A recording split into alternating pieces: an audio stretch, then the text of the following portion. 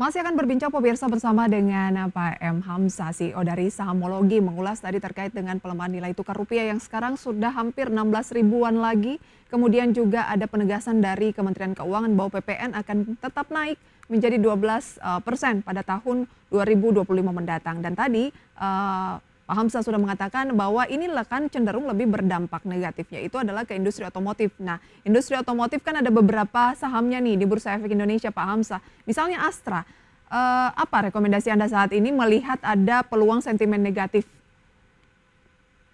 Untuk Astra kondisinya untuk saat ini sih kalau dilihat dari tren pergerakannya sih masih cenderung sideways ya. Cuman saya melihat karena pergerakannya juga tidak didukung dengan sentimen dan juga volume yang signifikan, menurut saya sih masih akan ada potensi pelemahan ya. Paling tidak untuk pekan-pekan ini ada pelemahan di 4640 ya. Jika 49-nya 4900-nya di break. Jadi Baik, masih akan ada potensi pelemahan lanjutan. 46 4640. 4640 ada peluang ke sana, boleh buy di posisi-posisi itu, buy on weakness, Mungkin hanya spekulatif ya, karena tadi ada spekulatif. sentimen negatif di kemudian hari, jadi menurut saya sih nggak terlalu direkomendasikan untuk beli terlebih dahulu ya. Baik, kita ke rekomendasi saham pilihan. Lantas saham seperti apa sebenarnya yang Anda rekomendasikan, Pak Hamzah? Oke, untuk saat ini saya melihat pertama ada MTEK ya. Di kondisi IHSG sedang downtrend, untuk saham MTEK masih bergerak menguat ya, dan kemarin sempat mengalami rejection di support 462 ya. Menurut saya sih ini masih ada potensi penguatan hingga 530 terlebih dahulu ya, karena high terdekatnya di 530. Jadi menurut saya MTEK masih cukup menarik untuk dipantau.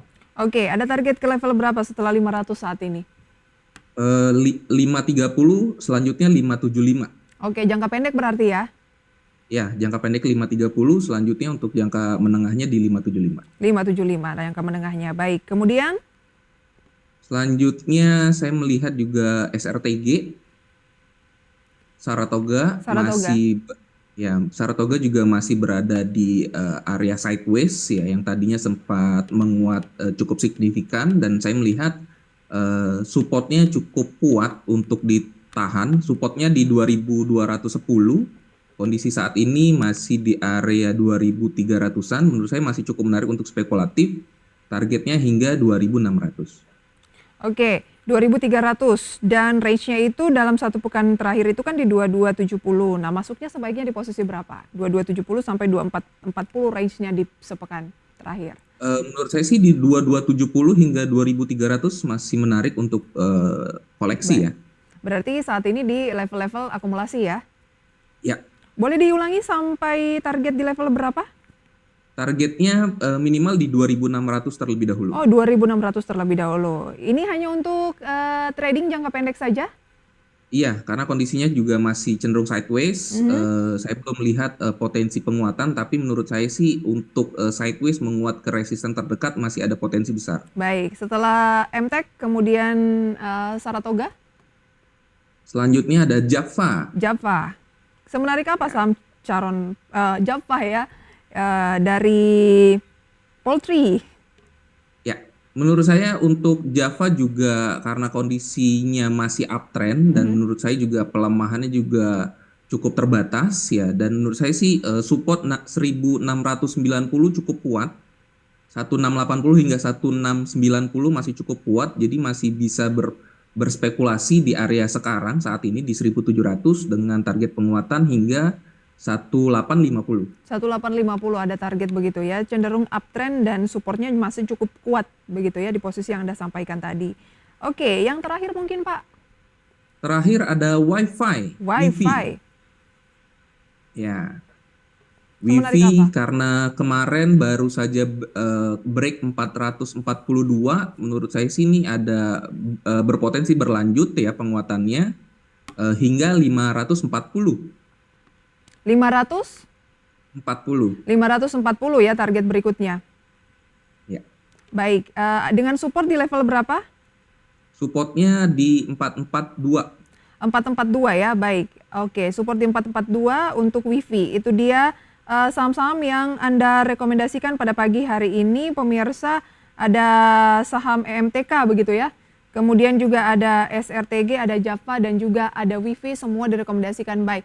Ini memang kita tidak bisa berinvestasi, agak cenderung jangka panjang begitu ya?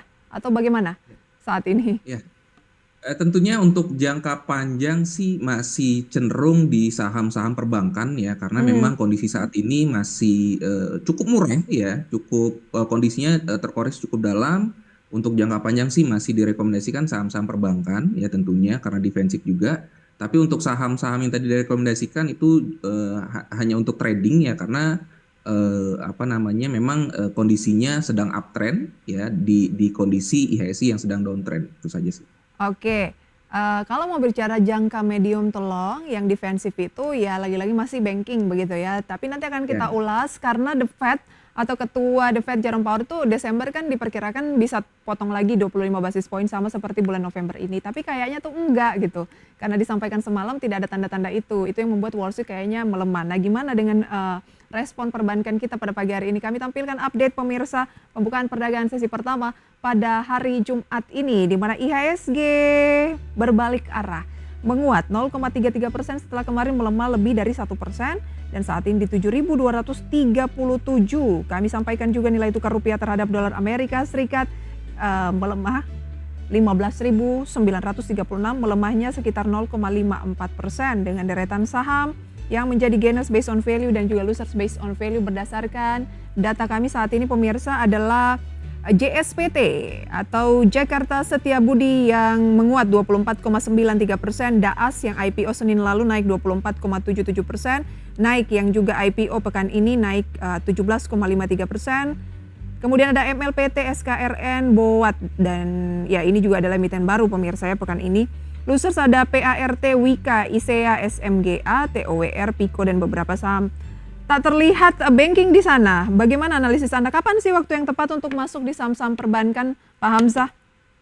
Oke, tentunya untuk medium kita berharap ada window dressing ya tentunya karena ini sudah masuk akhir tahun. Jadi menurut saya sih untuk perbankan sendiri karena kondisinya sekarang sudah mencapai sudah kebanyakan sudah mencapai target penurunan. Menurut saya sih saat ini bisa mulai koleksi ya untuk perbankan ya.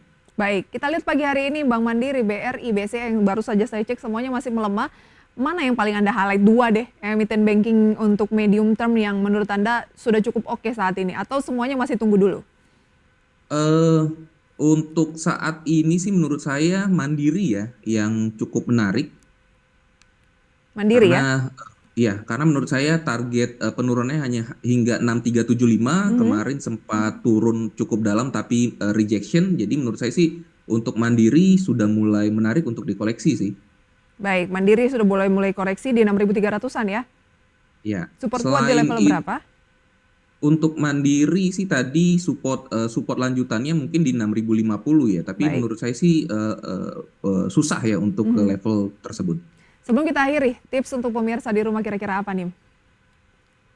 Oke, untuk tips sih menurut saya kondisi market seperti ini teman-teman fokus di trading jangka pendek ya. Karena untuk swing trading juga kondisi market masih terus fluktuasi, terus juga dari sisi apa namanya global juga masih terus bergejolak. Jadi menurut saya sih lebih cenderung target jangka jangka pendek terlebih dahulu, tapi tentunya di money manajemennya dijaga ya karena memang semakin pendek tren mungkin falls-nya semakin tinggi. Baik, Itu saja. itu dia. Terima kasih Pak Hamzah untuk sharing informasi rekomendasinya. Lagi-lagi keputusan investasi kami kembalikan sepenuhnya ke tangan Anda pemirsa.